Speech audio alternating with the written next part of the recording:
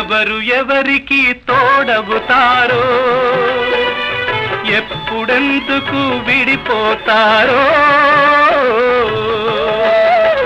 మమతను కాదని వెళతారు, మనసే చాలని ఉంటారు. ఎవ్వరి పయనం ఎందాకో అడగదు ఎవ్వరిని, బదులే దొరకదని.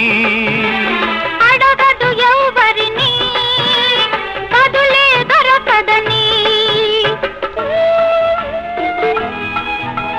కడుపు తీపికి రుజువేముంది, అంతకు మించిన నిజమేముంది.